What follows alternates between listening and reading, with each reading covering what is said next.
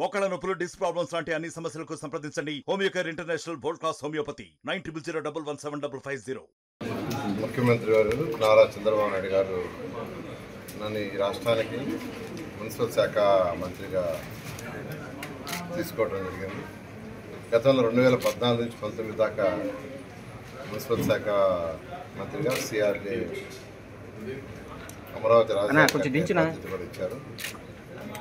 ఈ రాష్ట్రంలో 2014 నుంచి 19 దాకా అనేక సంవత్సరాలు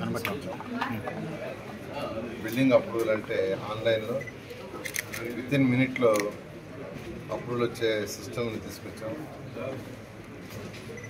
అదేవిధంగా మున్సిపాలిటీలో అనేక సంస్థలు తీసుకొచ్చాం.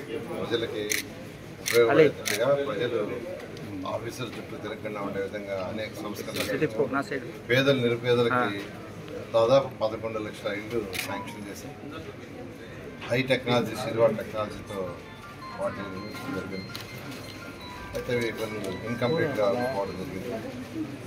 అదేవిధంగా అమరావతి రాజధాని తీసుకుంటే అందరికీ తెలిసింది 2015 జనవరి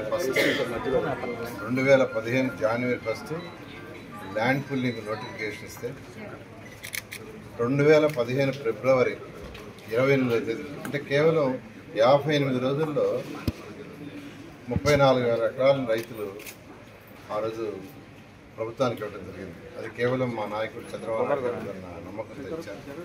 దానికి తగ్గట్టుగానే దాదాపు 48,000 కోట్ల రూపాయలకి టెండర్స్ యాక్చువల్గా శాంక్షన్ చేయడం, అందులో కూడా 9,000 కోట్ల రూపాయలు ఖర్చు పెట్టి అక్కడ అధికారులకి భవనాలు దాదాపు 90% కొన్ని అయిపోయినాయి, కొన్ని 80% అయినాయి, కొన్ని 75% అయినాయి. అదేవిధంగా road, drains, underground drainage system మొత్తం దాదాపు 9,000 కోట్ల రూపాయలు యాక్చువల్గా ఖర్చు పెట్టడం కూడా జరిగింది. అయితే గత ప్రభుత్వం వాటిలన్నింటినీ నిర్విరామం చేసి 3 రాజధానులు అంటూ 3 ముక్కలు ఆట్లాడి ఎక్కడా రాజధాని లేకుండా ఈ రాష్ట్రానికి చేసింది. ఏ రాష్ట్రానికైనా రాజధాని అంటూ ఉండాలి. అయితే ఆ రోజు రైతులు 58 రోజుల్లో 34,000 ఎకరాలు ఇచ్చారంటే ఇది ప్రపంచంలో ఒక రికార్డ్. దీన్ని హార్వర్డ్ యూనివర్సిటీ కూడా ఒక కేస్ స్టడీగా తీసుకుని మమ్మల్ని అందరినీ ఇన్వైట్ చేసింది. అలా చేసిన రాజధాని నిర్ణయం చేశారు. ఈరోజు ఆ బాధ్యతలు కూడా ముఖ్యమంత్రి గారు నాకు ఇవ్వడం జరిగింది. దీన్ని కూడా యాక్చువల్గా అధికారులతో డిస్కస్ చేస్తున్నాం.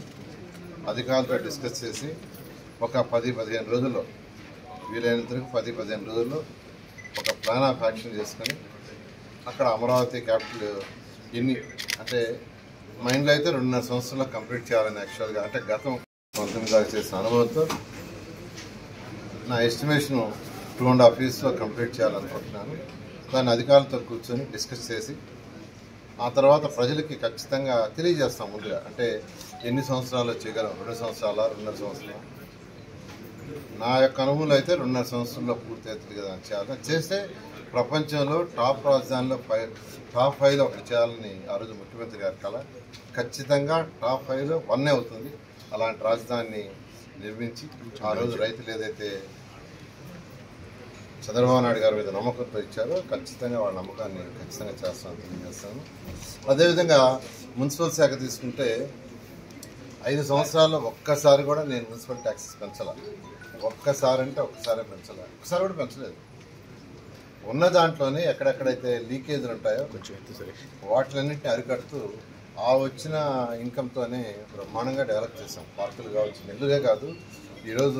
ఆ రోజు 114 మున్సిపాలిటీస్ ఉన్నాయి. 114 మున్సిపాలిటీస్లో పార్కులు డెవలప్ చేసాం, రోడ్లు చేసాం, డివైడర్లు చేసాం. ఆ రోజు స్కూల్స్ని బ్రహ్మాండంగా డెవలప్ చేసాం. ఇవన్నీ చేయడం జరిగింది. అయితే ఈ ప్రభుత్వం వాటన్నింటినీ నిర్వహణ చేసి చెత్త పన్ను అంటూ ఒక పన్నును తీసుకొచ్చారు. అనేక సార్లు వాళ్ళు ట్యాక్సులు పెంచారు. అయితే ప్రజలకి బడ్డలు లేకుండా ఎలా చేయాలనే దానికి యాక్చువల్గా అధికారులతో కూర్చొని డిస్కస్ చేసి ఖచ్చితంగా ప్రజలు ఏదైతే నమ్మకంతో ఈరోజు ఎన్డీఏ ప్రభుత్వాన్ని చంద్రబాబు నాయుడు గారి నమ్మకంతో ప్రజలు మళ్ళా తిరిగి ఇచ్చారు. ఖచ్చితంగా వాళ్ళు అనుకున్న నెరవేర్చేట్టుగా చేస్తూ ముందుకు పోతున్నారు. మరిన్ని వీడియోస్ కోసం ఛానల్ ని సబ్స్క్రైబ్ చేయండి. లేటెస్ట్ అప్డేట్స్ కోసం వాట్సాప్ ఛానల్ ని ఫాలో చేయండి. అండ్ లింక్ డిస్క్రిప్షన్ లో ఉంది.